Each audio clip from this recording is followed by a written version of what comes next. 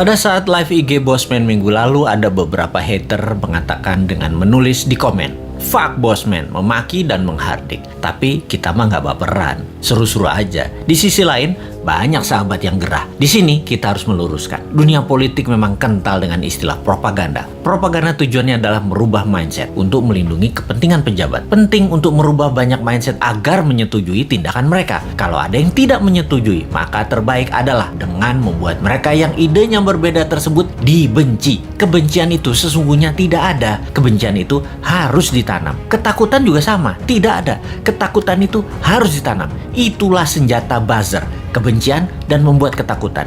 Itulah tugas pelaksana propaganda yang dalam hal ini adalah mereka-mereka yang menamakan dirinya buzzer rupiah, yaitu mereka yang dibayar oleh pejabat untuk menyerang musuh-musuh politiknya. Tugas utama buzzer sekali lagi adalah mendengungkan kejelekan orang yang mengkritik tanpa solusi, tanpa niat memperbaiki. Sementara kaum Newman jelas niatnya memperbaiki bangsa yang utama.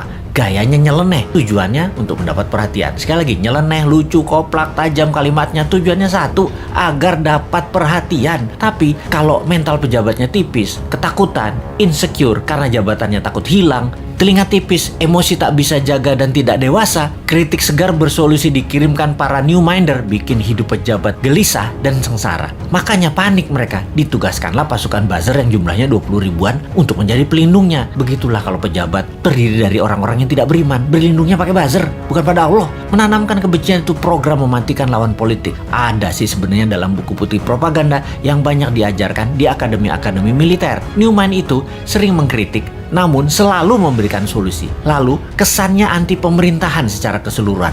Padahal hanya anti pada 2 orang pejabat doang. Karena dikesankan Newman saat ini anti pemerintah, maka Newman harus dipudarkan. Siapa yang melakukannya? Yang melakukannya adalah penggemar pejabat penguasa saat ini yang kebanyakan berciri-ciri, yaitu minoritas orang tajir beragama minoritas. Nah, kalimatnya ya, maaf kurang ajar ya, tapi saya nggak mau basa-basi. Atau yang mayoritas latar belakangnya namun terkena propaganda yang akhirnya tidak menyukai sisi seberang yang di-framing jualan agama ke Arab-Araban plus dibungkus budaya Arab. Maaf, sekali lagi, kalimat Bosman ini kali ini vulgar. Daripada basa-basi, mendem-mendem, mau realitanya gitu. Jadi, begitu berhasil menggiring opini yang menganggap Bosman anti pemerintah, maka otak bawah sadar banyak orang digiring lagi oleh buzzer. Digeneralisir, Bosman itu oposisi, pendukung kadrun, dan pendukung partai kalah perang, Demokrat dan PKS. Cara kerja buzzer menggiring opini masyarakat memang begitu dan berhasil hingga saat ini membelah bangsa Indonesia menjadi 2. Sangat berhasil.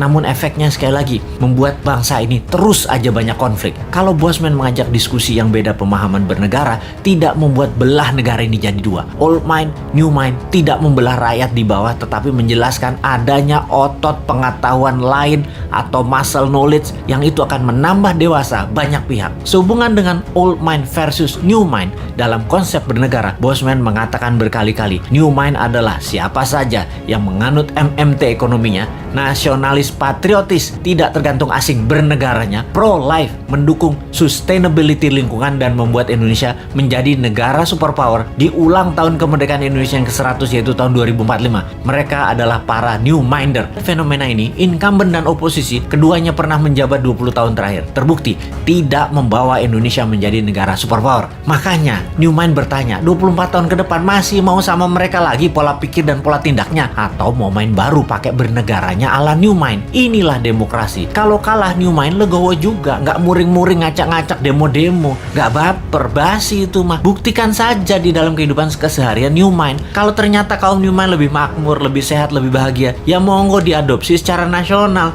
Kita mah asik-asik aja. Jadi misi bersama jangka pendek kaum new mind adalah mempromosikan konsep ini ke 250 juta saudara sebangsa dan setanah air. Jadikan bahan diskusi, rembukan secara masif, dan akhirnya kesempatan itu akan dibuktikan di kotak suara tahun 2024. Kalah menang bukan masalah, itu demokrasi. Pertanyaannya sekarang, bagaimana caranya 250 juta orang mengenal dan memahami konsep new mind dalam waktu cepat? Urusan suka nggak suka itu nomor 2. Yang penting masuk dulu dan difahami. Ada saran nggak ya supaya new mind bisa sukses?